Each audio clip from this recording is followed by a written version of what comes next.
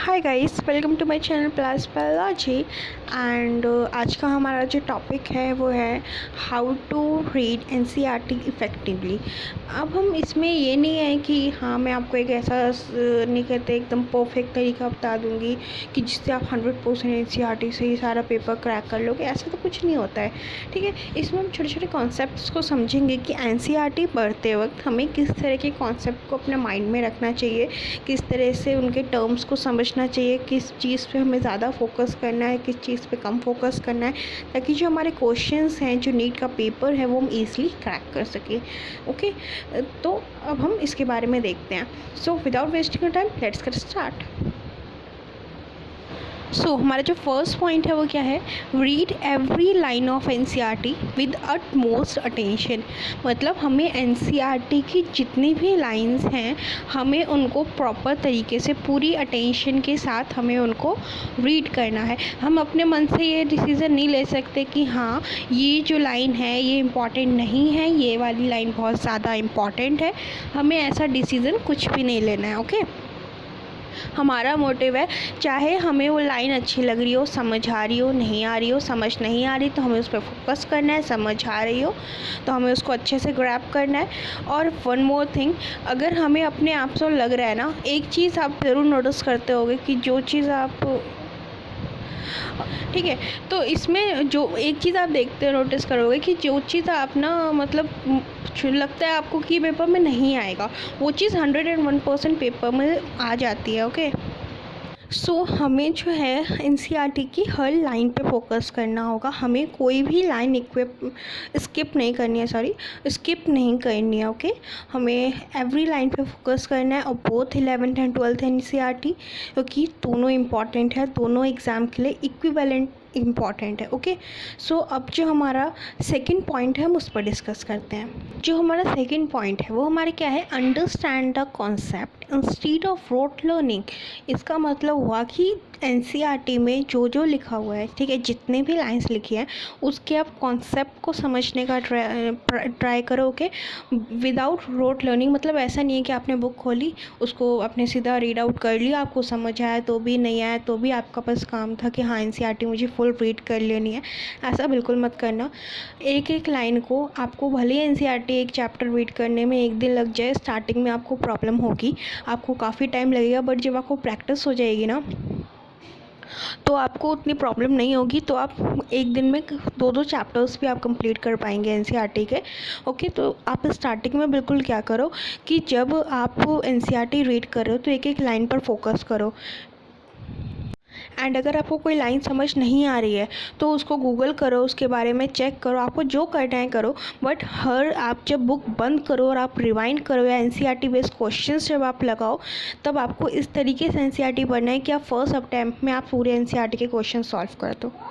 ठीक है, सो एनसीईआरटी आपको इस तरीके से पढ़नी है। सिर्फ रोट लर्निंग नहीं करनी है कि आपने बुक खोली एंड आप उसको रीड करते चले गए, आपको कुछ कॉन्सेप्ट समझ आया, कुछ कॉन्सेप्ट समझ नहीं आया, वो आप मत करना। आप एक एक कॉन्सेप्ट को, एक एक लाइन को आप समझो कि उसका मीनिंग क्या है, वो क्या कहना चाह रहा है। मैं ये भी जान सकती हूँ आपको मेरी कुछ बात बोरिंग भी लग रही होगी, बट प्लीज़ मैं सिर्फ ये समझाना चाहती हूँ कि एनसीईआरटी इम्पॉर्टेंट कितनी है। ओके, सो अब आप एनसीईआरटी, हम नेक्स्ट पॉइंट पे चलते हैं। आप एनसीईआरटी रीड करो। सो हमारा जो थर्ड पॉइंट है वो थर्ड पॉइंट क्या है कि हाईलाइट इंपॉर्टेंट पॉइंट्स। अब कौन से इंपॉर्टेंट पॉइंट्स, बहुत सारे इंपॉर्टेंट पॉइंट होते हैं, है ना। तो इंपॉर्टेंट पॉइंट कौन से, that are frequently asked in NEET biology.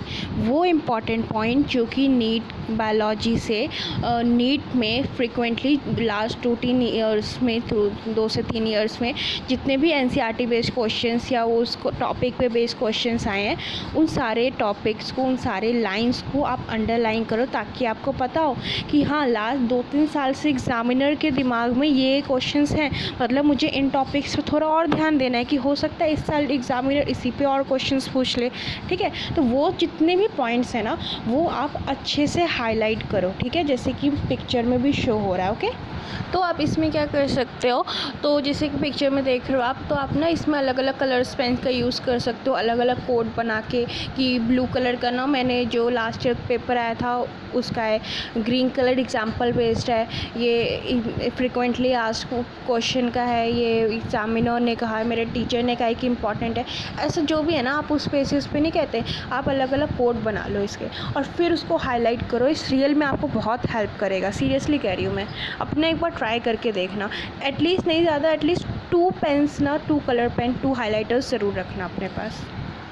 सो अब जो हमारा फोर्थ पॉइंट है वो हमारे क्या है कि make short note for quick study and reference. अब आप क्या करो, शॉर्ट नोट्स बनाओ। आपने एक पैराग्राफ रीड किया, आपको उस पैराग्राफ में आँख बंद करो और आपको उसमें जितना रिमाइंड है ना, वो हर चीज़ उसको शॉर्ट में आपकी, हम जब पढ़ते हैं और जब हम उसको रिवाइज करते हैं अपने मन में, तो अपने आप ही शॉर्ट हो जाती है।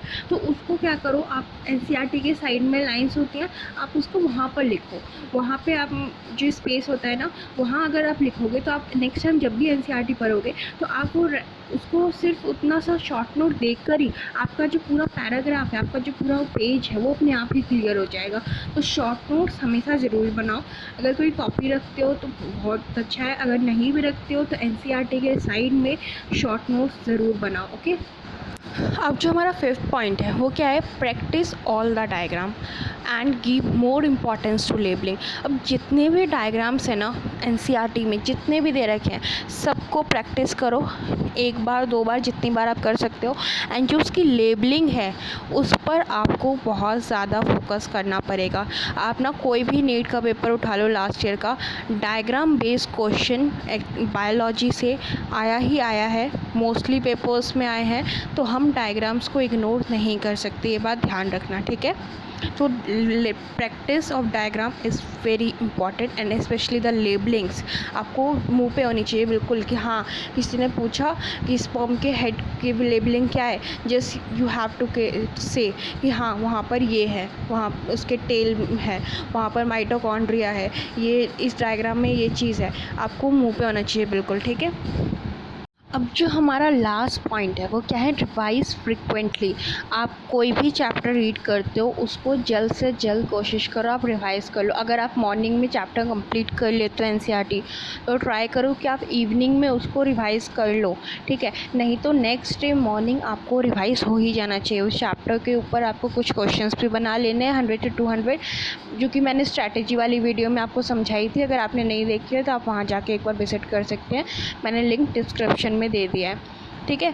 आप स्ट्रैटेजी वाली वीडियो देख लो, आपको बहुत आइडिया मिलेगा। उसके बाद अभी भी मैं बता रही हूँ, आपको एटलीस्ट 100 क्वेश्चंस उस पर सॉल्व कर लो, ठीक है। एंड NCERT पे आप जितना फोकस करोगे आपके लिए अच्छा है। मैं ये नहीं कहती कि 100% पेपर NCERT से आता है, ये चीज़ आप भी जानते हैं कि नहीं आता, मैं भी जानती हूँ कि नहीं आता, लेकिन जितना आता है हम उसको ग्रैब कर सकते हैं, ओके। सो हमारा जो मोटिव है कि आपको रिवीजन आपको फ्रिक्वेंटली करनी होगी, जल्दी से जल्दी आपको रिवीजन करना होगा, ओके। हम एक और टॉप लास्ट पॉइंट है जो हम समझ लेते हैं, जो मैं बताना अभी तक भूल गए, ओके।